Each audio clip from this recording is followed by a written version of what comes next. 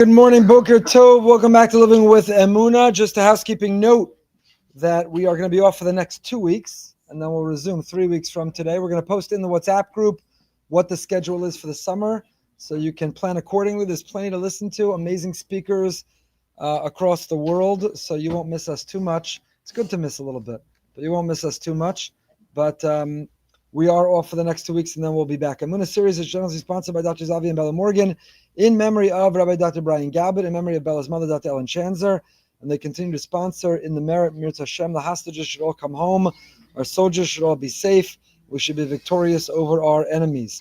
This morning, shir is sponsored for the Refuah Shlema of Yaakov ben Chana Mindel, who shows his example how to embrace our place, even if it's a hospital bed, should have a complete Refuah Shlema, by Mary Steiner and David Kishanevsky, in honor of the yahrzeits of their parents, Ella and Solomon Kishanevsky, in appreciation for all they did for their children, and by Leslie Abbott, Lisa Gladstone, and Faye Walkowitz, in memory of our beloved friend Joe Blumenthal. May his neshama have an aliyah. Thank you for that generosity. And I'll start there with my own Emunah email.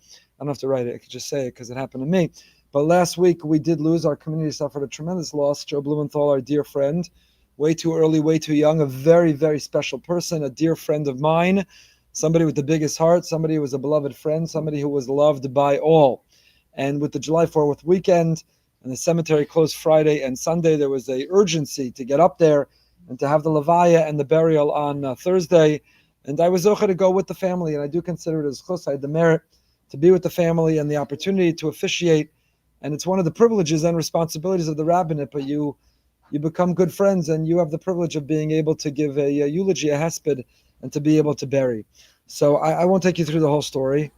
Nebuch, my wife, had to suffer through it, but we took an early flight up last Thursday morning, and I uncharacteristically was running a drop late. It was very early, and I pulled into the first valet at Fort Lauderdale Airport because I was supposed to come home that night. So I figured, holiday weekend, don't fight for parking, just valet, and therefore when I land that night, the car will be waiting. It'll all be good, right? I get to the first valet, and there are like a million cars. And I try to pull over and park, and the guy comes over, he says, "We're closed. We can't take any more cars. There's no one to park all of these." I said, I've got to go do a funeral for a dear friend. They're counting on me. You have to take my car. And he said, "We can't. You're closed. Go to the next valet. You'll be fine." Okay. I thought, if I go to the next valet, then I'm going to have to pull an OJ running through the airport to get to my terminal. But okay, I'm up to it. I'm up for it. So I'm good. I'm going to try it. Anyway, I go to the next valet, and there's cars backed up all the way. I didn't realize how far backed up they were, and I was trying to cut in, not realize I was cutting off someone who lowered his window and threatened my life in 3 separate languages, which was fine. I didn't realize. I apologized. I told him I didn't understand where the line was, and I pulled out. And if you know Fort Lauderdale Airport, you have to sort of go through cones to get to the valet, and then there's cones sectioning off that from the regular road. So now I was outside those cones on the regular road in a state of panic, not sure what to do, because if I had to go try to find parking, it was never going to happen. And I was going to miss the flight and the funeral, and the family was counting on me, and I wanted to go there and be there and send off my good friend. I didn't know what to do, and I just looked at the decal in my windshield: "Embrace your place. You are where you're meant to be." Had a little conversation with Hashem. Didn't know what that meant. I am where I'm supposed to be. And then I don't know what got into me, but I just got out of my car and gathered my things and handed my key with a large bill that was in my wallet to a valet guy, and I said, "I'm leaving my car. Here's the key. This money's for you. You could give me a ticket or not, but either way, I'm going because I have to make this flight." And he looked up at me and had no idea what to say or do. So the next thing I know, he handed me a ticket. And the next day, my car was there. Now, that was the adventure that began it, and my decal, which got me through it, because I'm not only the presenter of Living with Emunah, I'm also a member, and I try to learn from it and live with it. And then the weather was insane last week for those who tried to make their way back, right? Leslie knows this well. What time did you come in? And all the flights that night were delayed and canceled and delayed and canceled. And my brilliant, sagacious wife said to me, having been through this many times, when my 8 o'clock flight back was moved to 9 and then to 10, and it was well on its way, she said, "Why don't you switch to the first flight out tomorrow morning? Whatever the problems are tonight, I don't know if they'll ever take off. They end up getting so late that the pilots time out. They cancel the flight once you've waited there anyway. Just the first flight's always on time. So switch to the first flight." And she was 100% right. It was good advice, and that's what I did. And I took an Uber from LaGuardia back to my in-laws in the 5 towns so I could sleep there that night. Got up early the next morning. When I got up early the next morning for my 6-something flight, my flight from the night before had not yet landed. So it was good that I switched from it, right? But I woke up to find out that my flight was now taking off at 11:30 a.m. and was getting pushed and pushed. And now I was worried, would I make it home for Shabbos? And I want to tell you, and that's why I'm telling you this story. I just kept looking at the back of my phone, embrace your place, you are where you're meant to be. And I kept saying to myself, I'm trying to demonstrate from you as somebody who felt my blood pressure rise and my panic and my pulse and my fear. I'm not going to make the flight. I won't make it home for Shabbos. What's going to be? That when you lean into Emunah and you say, Hashem, you've got a plan and whatever's going to be. And then you also, like stoicism, picture the worst case scenario and say, can I live with it? And I said, well, what happens? If it keeps getting delayed, gets canceled altogether, gets so late I can't get on it because I won't make it back for Shabbos, I could stay at my in-laws, I could stay at my daughter in Pesach. We'll figure it out. The shul will survive, will more than survive. No one ever complained when there wasn't a drasha. They'll make it. So when you can picture the worst case scenario and you can live with it, then you can find the strength to get through anything. And when you realize it's not up to me, this is Hashem's adventure. I'm on an adventure. Can't wait to see how it ends. This is so exciting. Let's see what's going to be. I'm going to get a story for the Emunah shir. And I'm going to take an Uber driver who's going to talk on the phone and give me a drasha if I do make it back, for those who were here last Shabbos. And life is all one big, full adventure. And I'm sharing my own personal story because it's an example and a demonstration of, in the circumstances and the curveballs that life throws our way, which in the scheme of things were nothing and no big deal. A delayed flight, even if I would have missed that flight in the funeral, it would have been devastating, but could have survived. Worst case scenario, it would have worked out. So if you can pause, we often don't realize that in between the experience and our reaction to it, there's a pause. There's a moment. We think that our emotion is automatic. It's automatic. I'm anxious. I'm worried. I'm angry. I'm nervous. I'm jealous. We think it's automatic. How I feel is automatic. But when we realize there's a pause, there's a pregnant pause between what's happening and how we react. And that's how I felt in that moment. When I was driving from the first valet to the second, I was just looking at that decal in my windshield. Okay, Hashem, I feel panic, but I'm going to control it and regulate it. In that pause, I'm going to control myself by remembering you're in charge, you're in control, and this is what's going to happen is your call, and it's going to be what's meant to be. So by definition, it's all going to be good. And then at the second valet when it wasn't working out, and then when the flight was delayed and ultimately, and so on. And so we all have. Don't ever forfeit the pause. Don't ever neglect or gloss over or fly right through that pause. There's a pause between the stimulant, what happens, and the reaction. And what happens, by the way, can be nature, weather, and delays. What happens can be the valets are not accepting cars. What happens can be your spouse or children or your colleague or someone says something or does something that makes you want to feel a certain way. But between what people say or do, or what the world or nature says or does, and the way you react in between, there is a pause. And it's in that pause that we decide how we're going to react and how we're going to feel. I've said it many times. Others have quoted it. It's not my own. I just mentioned it at the Tanya Shir this morning. But it's the difference between the thermometer and the thermostat. The thermometer reports the temperature. Thermometer tells you this is the temperature. It's reporting data and information. And the thermostat controls the temperature. So you can decide, are you a thermometer or a thermostat? Are you a thermometer that just reports to other people your temperature? I'm angry, I'm anxious, I'm impatient, I'm worried, or I'm happy, things are good. Are you just a thermometer that reports how you feel? Or are you a thermostat that regulates and changes the temperature of how you feel? When I gave it to the men at the Tanya Shir, I said, you're a thermostat, and then your wife comes and changes the temperature. But at least you set the temperature. A little riskier to make that joke in here. But so we all decide and we all determine, are you the thermometer or are you the thermostat? In between the catalyst and the stimulant, and the reaction, there is that pause. And we can decide, am I leaning into Emunah? Am I surrendering to Hashem? Am I recognizing no matter how hard I try or what I do, I'm going according to His plan. This is going to work out the way He wants it to work out. And I want to tell you a piece of Torah on this week's parsha that connects to what I'm telling you. And I almost had to embrace it in that moment. But the pasuk tells us in Parshas Balak, and whenever Spotify decided, whoever's listening, that you should listen to this Torah is relevant, whether it's Parshas Balak or not. But Perach Chav Beis, Pasuk Chav Beis, it says, Vayichar af Elokim ki olechu vayisatziv malach Hashem baderech l'satan lo. Bilam negotiates with God. He really wants to go. And even though Hashem said no, he insists. He really wants to go. And he mutchers and bothers Hashem till Hashem finally either says yes, or Bilam simply interprets and hears a yes. and he's on his way. And what happens? Vayisatzev malach Hashem baderech lissatan lo. An angel of Hashem stood on the road, lissatan lo. Art Scroll here translates it as to impede him, to block him, to block his way. But what is the word lissatan? What does it really mean? What's the root of the word satan? The Satan, the Satan. In other words, how did Bilam experience this? I really want to go. Balak, the king of Moab, has recruited me, has hired me, is willing to pay me to be able to go and curse the Jewish people. And I desperately really want to go. I want to go. And now there's this thing blocking me. There's this thing impeding me. There's this thing in my way. And how does Bilam experience and describe what's blocking him and impeding him? Listen, he says the Satan's in my way. This valet guy is the Satan. JetBlue is the Satan. The thunder and lightning, the storm system on the East Coast is the Satan. The traffic that's in front of me and I just want to get where I'm going is the Satan. The server who didn't bring me my dish on time or forgot that I said I hate cilantro, leave it out, is the Satan. My spouse, who keeps changing the thermostat or says things or does things different than I want him or her to, they're the Satan. How do we interpret the people and things that block and impede us? The people and things. I want that shidduch. What do you mean they didn't give a yes?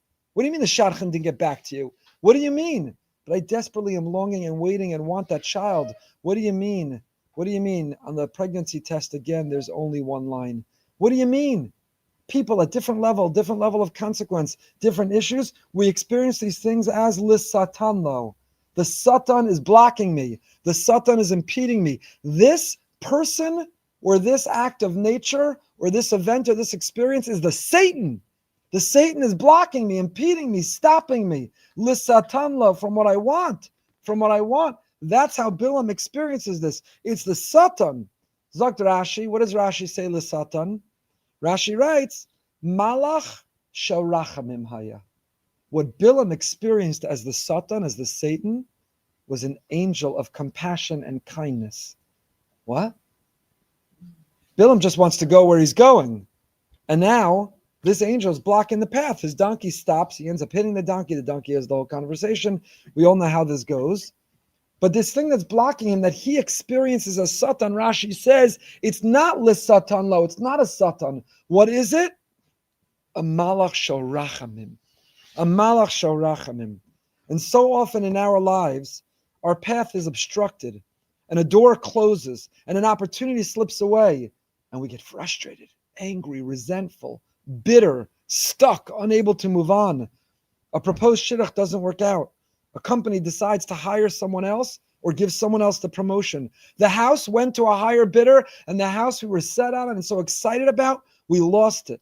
And we walk along the path of life, and we think it's suddenly blocked. And we can't go where we want to go. And the Satan, the Satan, is blocking us. And at first it feels like it's the Satan. It's sabotaging our efforts, and it's ruining our lives. But we need to know and we need to believe that when we run into a wall and we've done all we can to get over it or run around it or run through it, and we can't. When we've hit that wall, we didn't get that job, we didn't get that promotion, the shidduch was a no. Whatever wall we run into that feels like it's the Satan, we need to know and believe it's a malach sharachamim. It is an angel of kindness and compassion sent by Hashem to close that door and open another, to reroute us and redirect us, to take us a different path in a different way, because Hashem is the ultimate GPS. He is the ultimate GPS who guides us to our destination. And sometimes, as in Bilam's case, we start heading in the wrong direction and Hashem reroutes us by blocking our path. And whenever we experience disappointment, whenever an opportunity looked perfect fails to materialize, we have to muster the faith to believe and to know and to surrender. Hashem, thank you for that malach sharachamim. Can you imagine getting on that level? You can. You know why? Because I get emails every day from people who do. Hashem, thank you I didn't get that job. Hashem, thank you that thing didn't work out. I really wanted it. I thought it was the best for me. But thank you because you know better. And if it's a competition between your infinite view and my finite one, let's go with yours. And I'm going to work on myself to not feel and therefore grow bitter and resentful or angry, disappointed that it was the Satan, but instead to recognize that it's a malach shel rachamim, that a door closes its compassion and kindness from Hashem. And in fact, you see this also in the parsha, because when Bilam's donkey talks back to him, and now he says to the donkey, I'm so sorry. I'm so sorry. Vayomer Bilam el Malach Hashem, he says to the Malach who was blocking his way, Chatasi ki lo yadati. I said I made a mistake because I didn't know. Ki ata nitzav lekrasi baderech. Here I am smacking my donkey, but all along it was you. I'm banging the steering wheel and yelling, hey, road, clear up. Hey, light, turn green. Hey, traffic, open up. And imagine, you can imagine, because today with AI, like your steering wheel is going to talk back to you and say, hey, buddy, take it easy. What did I do to you? Right? You're going to smack the steering wheel, smack the dashboard. And now with AI, it's going to talk back to you and say, hey, what did I do to you? I don't control the traffic or the lights. Could you ease up a little bit on smacking me around? So the donkey says, what are you doing? I'm not blocking you. Ease up on smacking me around. And Bilam then apologizes to the angel and says, Chatasi ki lo yadati. I'm so sorry. I didn't see you there. I didn't know. So the commentaries, the Mefarshim ask, which is it? Chatasi or lo yadati? If lo yadati, if you couldn't see, this angel was invisible, and you didn't know it was blocking your donkey, then why are you apologizing? Then why are you saying, I sinned, I made a mistake, it's on me?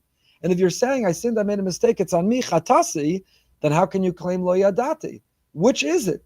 Seems to be a stira minei ubei, it's a contradiction. Is it Chatasi or lo yadati?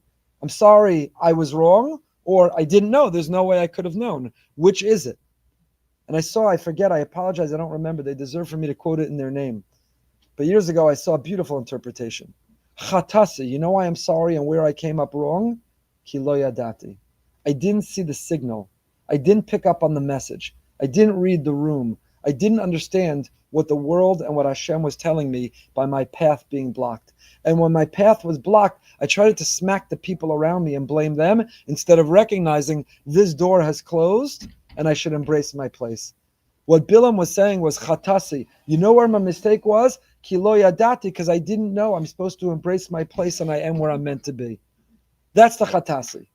Chatasi ki lo yadati. I made a mistake that I didn't know that this is where I'm meant to be. That was my mistake. Chatasi, my mistake is lo yadati. I didn't embrace my place. I didn't have the decal on my donkey's ear that says, embrace your place, you are where you're meant to be. That's the chait. That's Chatasi. So Chevra, as we go through life and we are baderech, yes, Ben, we are baderech, when we're on the road, and there's things that block us. It's a delayed flight, a canceled flight. It's the valet guy not cooperative. It's a red light. It's the traffic. It's the people who we wanted to leave by this time, and we even made up a time knowing they'd be late, and we intended a later time, and they're later even than our made-up time and our later time, and they're making us late. And now we're all angry, and we're going to ruin this vacation, the family trip we're about to go on, all because the people didn't act on my schedule. Take a deep breath and embrace that pause, and remember that you're a thermostat, not a thermometer. And understand that whatever's blocking your path is a malach shel rachamim.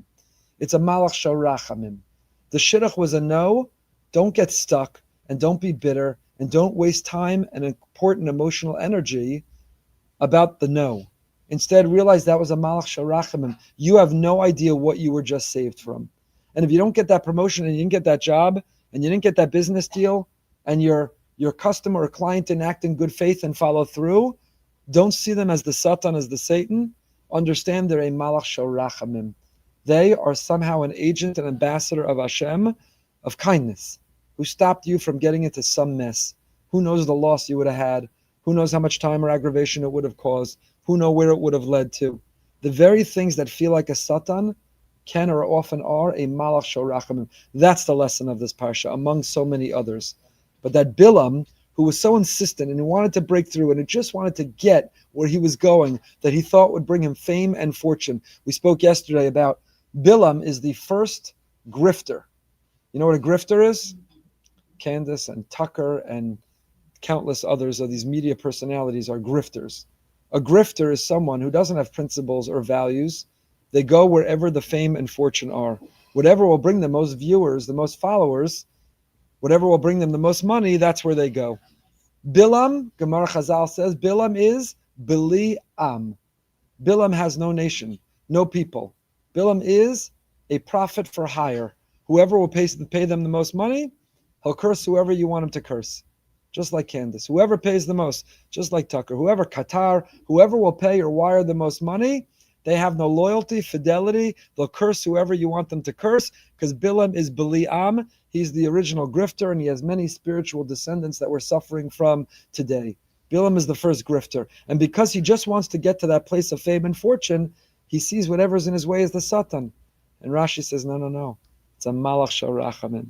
It's a malach shorachamim. We say, who is a sitter? Anyone have a sitter? What do we say in Ashrei? Thank you. I'll tell you one last part of this idea, and then we'll start learning. We've been learning all along. We say in Ashrei, Ritzon Yoreav Yaseh, V'esh Shavasam Yishma V'yoshiem. The will of those who fear him, he will do. Ritzon Yoreav Yaseh. He'll do our will. So be careful where your Ratzon is. Right on top here. Oh, there you go. That's a coincidence, not. Ritzon Yoreav Yaseh. Yeah, there you go. There's you see a hug and a wink from Hashem. We just got that. We just had a group appropriately, but a group hug from Hashem. On the top of the page that we're learning are these words, Ritzon Yoreav Yaseh. So the pasuk I'm looking for is right in front of us on top of the page that we're learning. So we say Ritzon Yoreav Yaseh, the will of Hashem he does. So be careful where your Ratzon is. Remember last week I went into my polemic about Shalashinas, Raiva de Raivin, Ratzon Shebertzonos. Be careful where your Ratzon is. Be careful. Why? Because Ritzon Yoreav Yaseh. Hashem, you do the Ratzon. So be careful what you wish for. Be careful. But you don't have to worry. You don't have to be too careful. You know why? Eshavasam Yishma V'yoshiem. He hears our cry and he saves us. What is he saving us from? You know what he saves us from sometimes? Ritzon Yoreav. He saves us from what we want. Here we come to daven and we say, Hashem, let this shidduch go through. Let this job work out. Let me close with this client. Let me buy this house. Let this thing happen exactly the way I want. That's my ratzon, Hashem. So if it's my ratzon, I want it to be yours too. That's my will and my want. Hashem, make it happen. That's my Emunah bitachon. I go to the shir. I sign up for all the WhatsApp groups. I get all the emails. I bought volume 8 of Living Emunah. I'm in. I'm all in on Emunah bitachon. So now Hashem, do what I want, right? Be careful what you want and what you wish for. That's what the pasuk ends. Ve'esh shavasam yishma. He hears us. V'yoshiem, because he hears us. Sometimes he has to save us from ourselves. The Yoshiem is not save us from Iran and Hamas and Hezbollah. The Yoshiem is who does he have to save us from? Sometimes he has to save us from ourselves. We're insistent. Hashem, let me run through that wall. Hashem, give me that shidduch, give me that job, give me that house, give me that. And sometimes Yishma, because he's listening to us, because he cares what we think and want, because Ritzon Yoreav, because he's listening to our Ratzon, Yoshiem, he has to save us sometimes from ourselves. And that's what Bilam didn't realize. That angel is blocking your path. Chatasi ki lo yadati. I didn't realize. You know, if I didn't work it out, if I didn't have that large bill, I'm embarrassed to tell you how large, in my wallet that I handed with the key, and make that brazen move that I have no idea where I learned that from. If I didn't do that, it was a malach sharachamim. It means I wasn't meant to go and officiate and fly and be there. We have to know. Don't be too disappointed. Don't beat yourself up. Don't be too upset. There's a beautiful ufruf this past Shabbos, and the brother of the chassan didn't make it here. His flight wasn't delayed. It was canceled. He didn't make it. It's a malach sharacha. I don't know how. I don't know if he knows how or why or when or if in his life he'll ever figure out. But that's the effort. That's our mission of Emunah. The Emunah and bitachon means living a life where you don't see the things that block you as the Satan, you see them as a malach sharachamim. When you see a door close, you don't say, how could you? You say, thank you. I don't know what was behind that door. I may find out, I may never find out. But what I know is, Yishma, you heard me, V'yoshiem, and you saved me from myself. So even though from our finite perspective, we can only do the best that we can do. So you'll say, by the way, if I were listening to me right now, I'd ask, then why try? Why bother? Why take any initiative? Why do anything? Because we may be mistaken. Why engage the shidduch process? Because we may say yes to the wrong person. Why go for a job? Why apply for the promotion? maybe it's not right for it. The answer is we have to take our initiative. From our finite perspective, we interpret, we analyze, we consult, we do the best we can, and we live life the best that we can. But when we get to the wall, when we hit that wall, that's when we're meant to interpret, not that it's the Satan, but it's the Malach Sharachamim.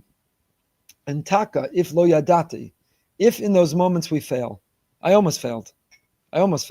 Trust me. I was anxious. I was nervous. I almost failed. I give the Emunah share. I almost failed several times over those couple days. I almost failed. Came very close. But lo yadati is chatasi. To not know that I am where I'm meant to be, and to know to embrace my place, and to recognize that if a door closed, it's a malach sharachamim, that's chatasi.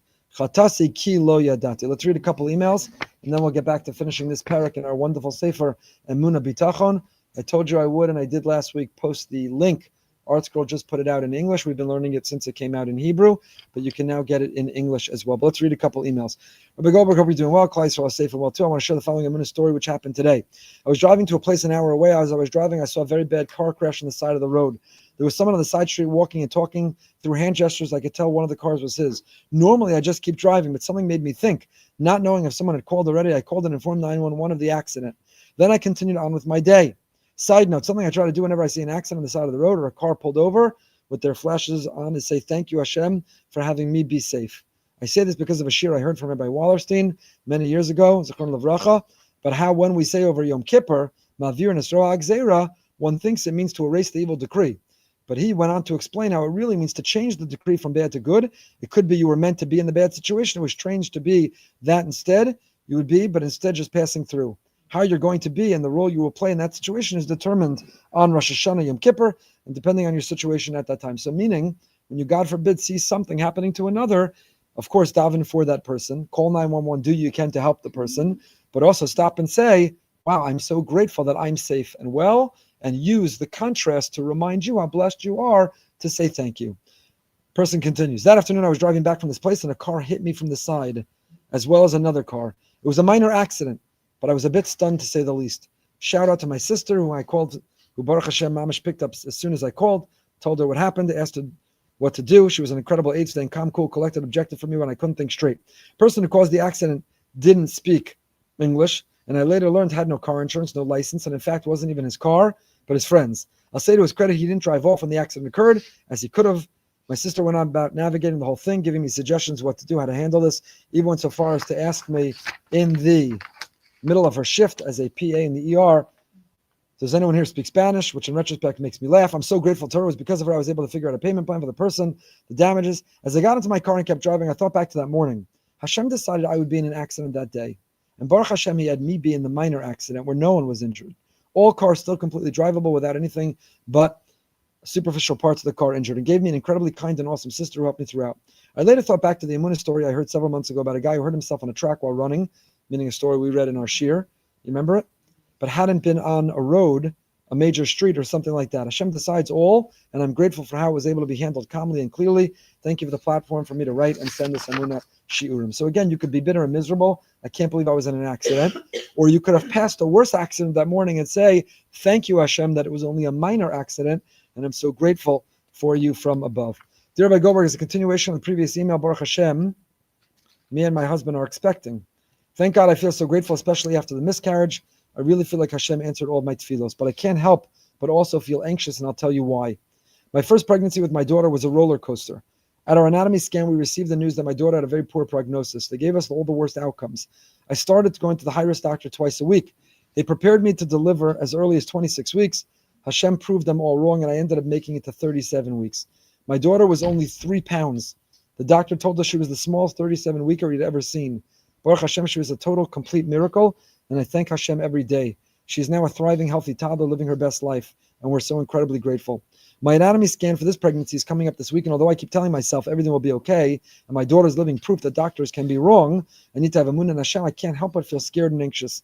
I tried ignoring my feelings of fear and distracting myself, telling myself again and again that I need Emunah, and it's wrong to feel anxious. But then I realized something very important, and I changed my thinking. Your shiurim have helped me internalize that having Emunah does not mean you should ignore your feelings of fear. For me right now, Emunah means that I'm anxious, but I know that Hashem is holding my hand through it all and that I'm not alone. And that in itself provides me with so much comfort. My feeling of anxiety have not gone away and I'm not ignoring them. Having Emunah means that I am where I'm meant to be. So I am embracing my anxious thoughts, but also thinking positively at the same time. And yes, you can do both. Thank you for the chizuk. Looking forward to sharing good news in Mirza Hashem. So again, I like this also because this is a theme that we keep coming back to. Emunah and bitachon don't take away our humanity. They don't ask you to be a robot. They don't demand of you to deny or to suppress your feelings. Emunah and bitachon mean you are human, and we have human feelings and emotions and reactions. What Emunah and bitachon do is they empower us to be the thermostat, not the thermometer. That's what Emunah and bitachon do. I'll continue that analogy. In a shul or public place, often the thermostat is under lock and key. Who has access? We should give it to the highest bidder in shul. For the largest donation, you get to control the temperature in the Rand sanctuary. We'll add it to the shul dinner auction list, controlling the thermostat. But it's a privilege. Who gets access to the thermostat? Today, it's not under a literal lock and key. Today, who has the app with the password to virtually control the temperature? Emunah and bitachon give us the key to our thermometer, to our thermostat. Rather than just be a thermometer who reports, this is how I feel, I can't change it, I can't control it, I'm anxious, I'm scared, I'm worried, I'm unhappy, I'm miserable. Rather than be a thermometer who simply reports how we feel, what gives us access to control the thermostat? Emunah bitachon. But it begins by realizing I'm cold, or it's very hot in here. The thermostat begins with recognizing I'm not comfortable with the temperature, I want to change the thermostat. It's okay to be anxious. If you're not anxious, check if you're alive. There are situations in life that you need to be anxious. We spoke about this last week or 2 weeks ago. The most dangerous thing are the children who are fearless. Right? We spoke about the Torans, the tourist morons who hang on the edge of the cliff. If you're fearless, you're in danger of losing your life. If you're fearless, if you go up and try to take a selfie with a bear in Montana, you're a moron. You're a moron. You're a tourist moron, a Toran. And there's no shortage of them. Fear is very healthy. Emunah bitachon don't mean don't have fear. They mean regulate it, control it, be in charge of it. Emunah and bitachon give us the key and the password to be able to figure it out and to be able to navigate it. So I love that email. You're going for a scan and previously you had challenges. You wouldn't be alive if you weren't a little bit anxious, a little nervous, a little excited to find out and to see what Hashem has in store on that scan. That's healthy. That's called being alive. Now, what do you do with it? Do you say it to Tehillim? Do you lean into it with Emunah bitachon? Do you recognize and embrace your place that Hashem is with you in that scan? That's what Emunah bitachon give us and enable us to do. Dear Rabbi Goldberg, our family enjoys listening to Living with Emunah on Erev Shabbos while we are preparing. The kids enjoy the stories. You never know what message they might absorb. I have a dear friend who sends me a video every week of his wife making and mixing her potato kugel while the Emunah shir is playing. And he says they're baking the Emunah shir into the potato kugel. Baruch Hashem, Iran has passed and we are in a ceasefire. Since October 7th until now, every time a siren went off, myself, husband, and 7 kids never found ourselves without a building close by or in our home. That was until Tuesday night when we got a call. My 15-year-old daughter was out shopping with her 11-year-old sister when someone told her they got an update on their phone. My daughter is normally cautious, said she'll go on the bus home since she knows it's a ceasefire and our neighborhood does not always get the siren after the update. Sure enough, this was the Houthis. Do you remember the next day after the ceasefire with Iran? There was then a siren because those Houthis, Yamach Shemam, shot a ballistic missile. So this 15-year-old and 11-year-old got on the bus. They thought they had enough time to get home. Sure enough, 3 minutes later, while they were on the bus, the siren went off. They exited the bus. They got on the side of the road where there was no shelter until the bus driver decided they could continue. When she got home, she ran and said, all I kept thinking was, I am where I meant to be, and that kept me calm. Please email Rabbi Goldberg and tell him. That's what the 15-year-old said. Lying on the ground on the side of a bus, hoping that a ballistic missile shot from Yemen wouldn't hit her, she embraced her place and said, I am where I'm meant to be. Wow. Thank you for inspiring my whole family to embrace their place. These are the stories. These are the hot spots. This is the high-speed Wi-Fi. This is what we connect to. This is what elevates us, our heroes. What they all lived with, 10 million. There's a family visiting last Shabbos from Israel, and the father told me that when they got to the house that they were staying in, the first thing his little child said was, "Where's the mamad? Where's the mamad?" And then, while the rest of us might have heard fireworks being shot Friday night or Motzei Shabbos, that family was up all night and traumatized by the sounds of fireworks celebrating July 4th. But if you're visiting from Israel, that has a whole other meaning. But Nebuch, there are millions of children in Israel who, wherever they go in the world, the first thought they'll have is, "Where's the mamad?" That's not right. That's not fair. That's not just. That's not the way it should be. That's what we have to fight. That's what we daven for. But when a 15-year-old says, lying on the side of the road next to the bus, "I wasn't afraid of the Houthis. I embraced my place," please email Rabbi Goldberg. That's amazing. That's amazing. Dear Rabbi Goldberg, I have so many emails and I'm so grateful for them. I can't get to them all, so we'll just read a couple more and then we'll finish up this parak. I, as well as my 19-year-old daughter, have written before about You Are Where You're Meant to Be moments. I did want to respond to the latest episode. I've been listening for several years in response to a person in Nisayon at home, and the shir has given me great chizuk and perspective. I try to internalize the message you teach from various forums, which I appreciate the diversity, and I enjoy the letters you read. The last letter from Israel, I'm assuming it was a mom who has a son in the IDF with PTSD and did not want to run to the shelter, as well as sharing with us her spiritual struggles, brought tears to my eyes, which honestly is not a difficult thing for me as I'm emotional. Hungarian parents, survivors. But I cried even more so. Her honesty was raw and real, and as you said, the listening to experience is the living with Emunah shir. You remember last week's email? I want to tell you about Mika Amcha Yisrael. Do you know how many emails I got asking, do you have the name of that soldier with PTSD so I can daven for him? And I emailed that mother who was so blown away.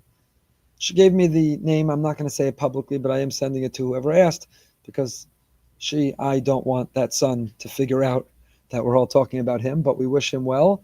And how many are there like him who some are suffering now, some it may come later, hopefully never, but who've been through things they should never be through or ever see. Back to this email. If possible, can you relate to her? And that's why I'm reading this email, because I want her to hear. Can you please relate to her that we here in the diaspora are very much connected to the pain and worry and fear they are experiencing in Israel, obviously, albeit on a lesser level. First time I was able to speak to my cousin in Israel in the midst of the 12-day war, I cried when I heard her voice. Finally so relieved to hear it, and she laughed, reassuring me that they are fine. I have not sent her iced coffees or whatnot, as I don't know how to do that. I send my love through WhatsApp messages and daven constantly. I also write. It's my therapy, and I know that others appreciate it because they too are thinking the same thing, and I share these thoughts with my Israeli people. During the school year in my preschool classroom of 5-year-old Lebedik boys, we sing and daven, and the chatufim are very real to them. When we say matir asurim and daven for those who are stuck to get unstuck, the parents very much appreciate the chinuch. The Emunah pshuta, the simple faith of these kids, is astounding. And it was during the last week of school in the 12-day war when they were singing Achenu that it really hit home, the fear that you are living with. As I looked at my students and envisioned their peers on the other side of the ocean, running to a shelter, not having a normal childhood, a significant portion of their childhood. I and my assistant could not sing with the children as we were crying. So yes, Imo, Anochi, B'tzara, from afar. Please know, you're very much in our hearts and thoughts and prayers and tears. Thank you for the podcast and holy work. Continue tzlacha. We should hear Yeshuos Bekarov. I have a big pile. I'll just tell you one more. This one's in Hebrew. Someone sent me and I love it. There's a show in Israel, apparently, a cooking show called Ta'amim Shel Shabbat, the Tastes of Shabbos. And the chef who runs the show, the Tastes of Shabbos, Ta'amim Shel Shabbat, says he's not religious.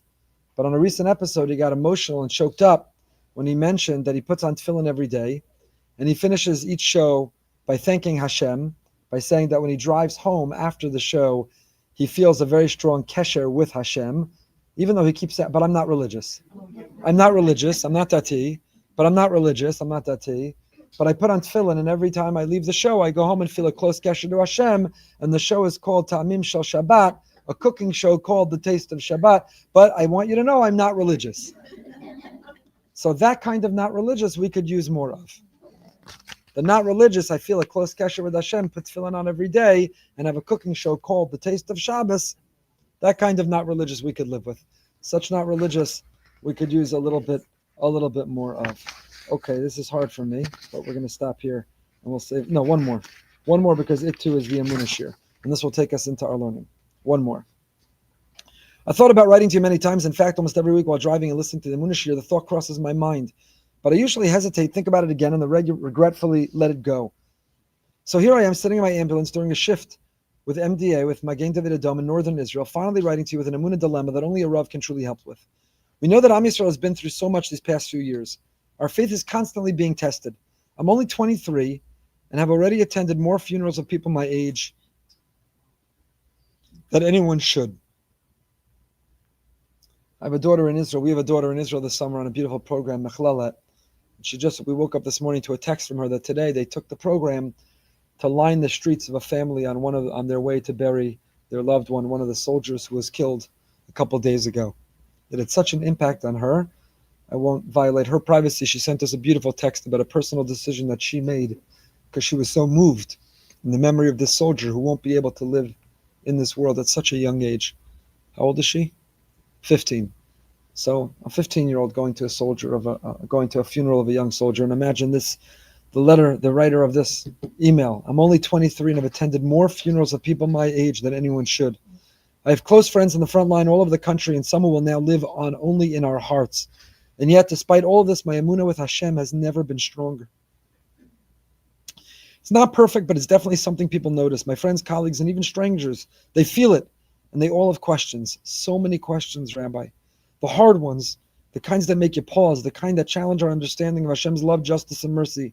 Growing up in a Kira-focused home, I learned early on how delicate one must be when a Yid begins to search for more. A thoughtful answer can draw a neshama closer. A careless one can chas v'shalom push it further away. I'll give you an example that highlights my dilemma. One of my closest friends who grew up in a completely secular home started coming over to our house on Friday nights after the meal for some l'chaim just to hang out. Over time, he started to ask questions, deep, real questions.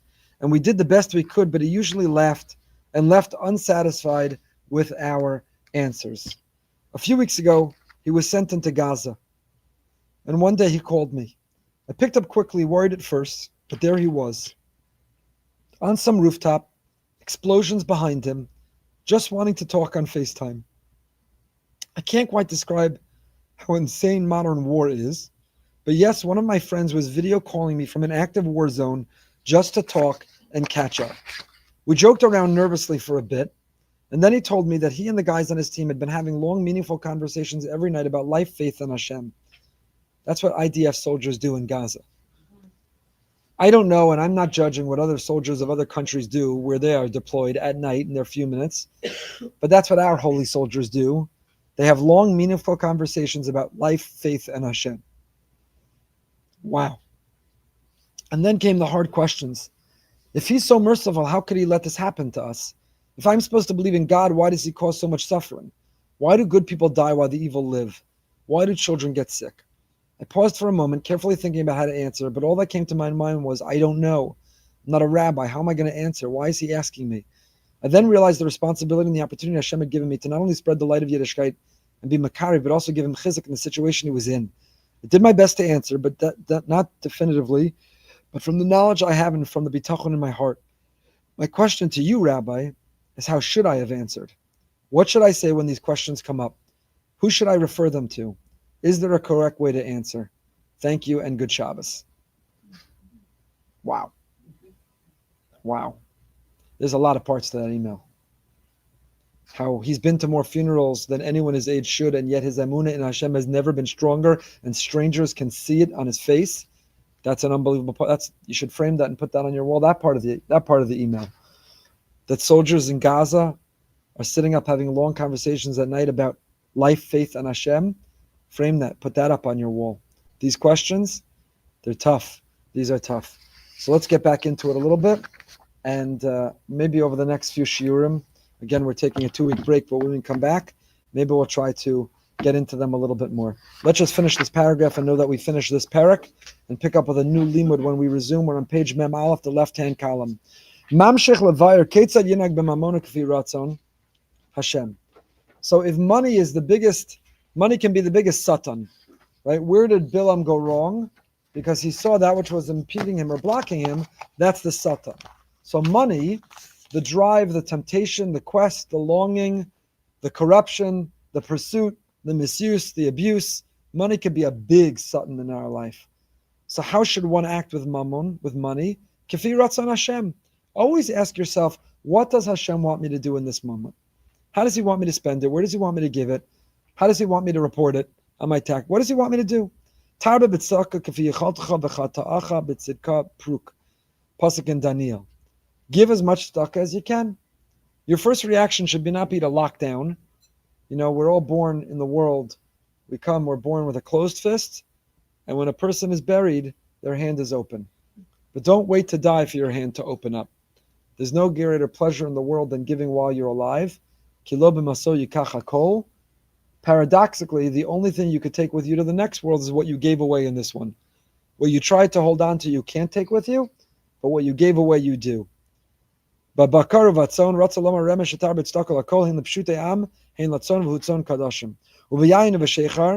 continuation of this pasuk.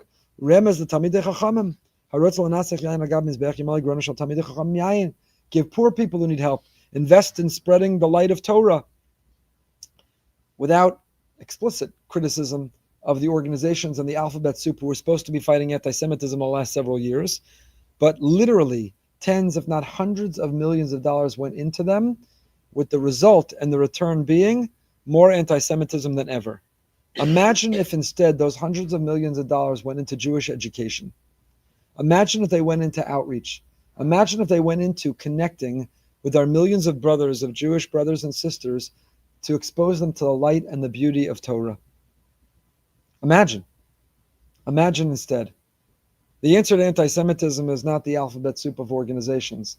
It's Jewish practice and Jewish pride and Jewish learning and Jewish observance. That's what it is. So invest. What should we be doing with our money? Helping people who need, poor people. What should we be doing with our money? Investing it in the spreading of Torah. V'chein b'chol davar tira shel yeshum taiva chitzonis, rak ma sheyishalcha nafshecha. Ad kan lashon kedosha udvar sasayim en lachzor. Ha'olu lanu derech haTorah kedosha. So what comes out, says Rav David Abu Chatzera, is that the path, the instruction of our sacred Torah, b'sur meira v'asei tov, by avoiding the negative, the wrong, and pursuing the correct, the right. Shal yidei zeh yava l'maylas hatzadikim. That through that, if we could live a life of mindfulness, if we could be a thermostat, not a thermometer, if we could be present and aware and conscious and conscientious, then through that,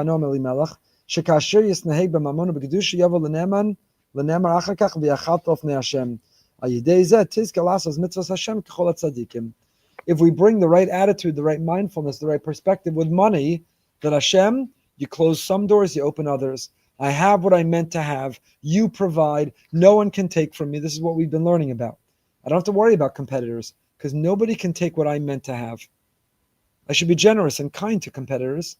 I should offer to help competitors, because there's no such thing as a competitor.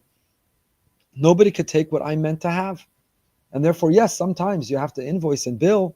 Sometimes you have to send someone to collections. Sometimes even it's okay to take someone to a din Torah, because they owe you money.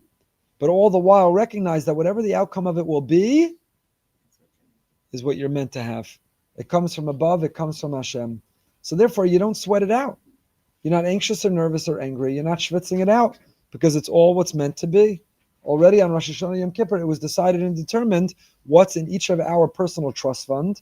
And now we go in order to access and transfer it from the great trustee, namely Hashem Yisbarach. That's the attitude, the mindfulness, the mentality that we have to bring to our money and to our life. Kodesh Baruch Hu, Ritzon Yirav Ya'aseh V'yashavasam, Yishma, hear our tefillah, but Yoshiem, save us from ourselves. From my limited, finite perspective, this is what I'm asking for. But if it's not right, definitely don't give it to me. If it's not good, definitely don't make it happen. Yishma, hear me out, but Yoshiem, save me from myself. And our job, our work, is to realize that what appears and feels sometimes like the Satan is a Malach Shel Rachamim, is in fact the angel of kindness and the angel of compassion. We're off for 2 weeks, but continue to live with Emunah, and the Mirz Hashem we will resume. We're going to stop the recording and the stream here, but we continue. If you're listening or watching and you're local, you got to come in person, because the best conversations happen after we turn it off with our question and answer. Any questions this week?